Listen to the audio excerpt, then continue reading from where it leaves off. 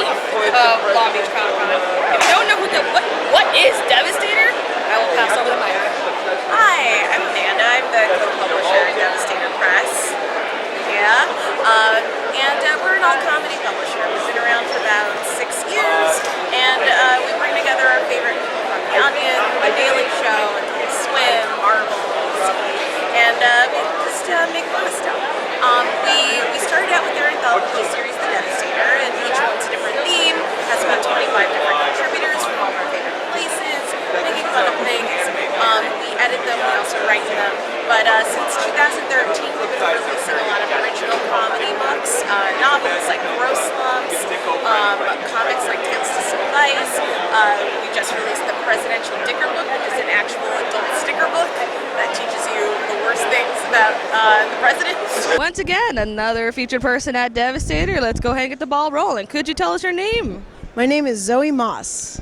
And what you do, and what do you contribute, and why are you here at the Devastator Corner? Well, I do a weekly webcomic called Pizza Day Comics with my boyfriend Jacob Strick. We both write it together. He does the layout and then I finish the art. And so it's a very collaborative process, but we do very punny, publish it every Friday. It's hilarious. Hi, my name is Jacob Strick. I'm the other slice of PizzaDayComics.com. We're a weekly webcomic. We've been doing it for more than 4 years now. It's a lot of fun. Every week we have a new black and white gag comic, surreal, weird, and kind of Mad Magazine-esque. It's a lot of fun. Hello, I'm Sam Spina. I'm a cartoonist. I work at Regular Show right now, doing storyboards, but I make my own comics and stuff. I'm Erwin Ledford. I am a autobiographical comic artist. I'm kind of somewhat known for my my cartoon Lil Irwin, which is all my awkward childhood stories growing up as a chubby, awkward little kid. I'm a chubby, awkward man, as you can see. Yeah. But what is it about? It's sort of, well, I guess the best way to say the writing styles kind of determines what it's about.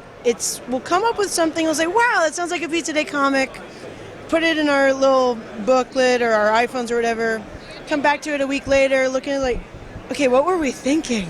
And then we'll make a comic based on that. That's okay. Tell us a little bit about your background in the comedic writing, all the good stuff. Well, my background is I've always been interested in animation, and I actually work currently at Cartoon Network in storyboards, so I'm very story-oriented, and before that, character design and actual animation. So I come from a very cartoony background, I guess, is what I'm trying to say. And the thing I love about Pizza Day Comics is it's like Jake and I always collaborated before this, but it would always be longer form projects like longer comics or even films. And so this was our sort of excuse to be like, let's have a way to collaborate, but something that doesn't take like 6 months. I studied a lot of different writing, directing, editing, different creative arts to kind of put together this whole package of storytelling. I just want to be able to tell stories in every single conceivable way, and I just want to know all the tricks and tools of the trade. I started doing comics right when I graduated college. I went to school for graphic design, so I feel like comics are kind of my rebellion against that, where I can kind of just throw away the rulers and do whatever I want. So I started doing diary comics, and I guess that's what I'm known for most, but I've been doing my own weird doodly story comics too, weird monsters and stuff. What do you use from your past to draw to write your story? I try to take all of the just traumatic things I experienced as a kid, getting bullied and whatnot, and just try to make light of them, because in hindsight, it's really funny when you think about just how painfully unaware of the world you were as a kid and that sort of thing. So that's what I try to mine. Time, it was just so focused, and I was the only thing. You're my life is over. My greatest fear was that people were gonna realize that I know nothing about being a normal person, and so I just tried my best to just seem as normal as humanly possible. I don't even know what normal is. I don't even know what that feels like. I never knew what that was. I know now I'm normal. Now I'm still not. I'm really not. So how have you been enjoying the Devastator Corner? Any cool things happen to you here? Yeah, actually, well, first of all, I just want to say that Long Beach Comic Con has been awesome. Everyone's been so nice. The costumes, obviously. I've never seen such advanced cosplay before. So I got handed to the cosplayers here, this year. And then like the Devastator itself has been so supportive and so sweet. They're keeping us hydrated. And I've been, I always do conventions where it's the last thing you get is either money for the cash box or water, and it's usually the water you forget. So Yesterday for me, yeah. So it's really cool that they're helping us, and you know, there's been, they gave us a panel yesterday, which was live comic jam. So a group of us actually did a live comic based on audience participation. So like that was really cool. I'd love to do more of that for next year, and just it's a very good family that I'd love to be a part of. It's a good group. I like these people. They're good people. They're good people. I would say the coolest experience I've had at Long Beach Comic Con is running into so many friends. Honestly, the reason I do these conventions is not for the fame, it's not for the money. It's actually connecting with people and seeing people who like your art, like your writing, and come back and recognize you. You're making a connection. I think that's the most important.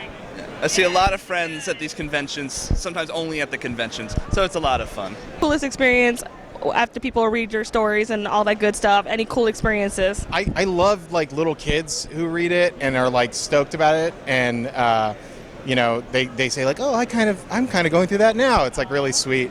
But then also just like adults who are like, I totally thought that stupid thing that you thought as well as a kid, and yeah, just people relating to that sort of thing.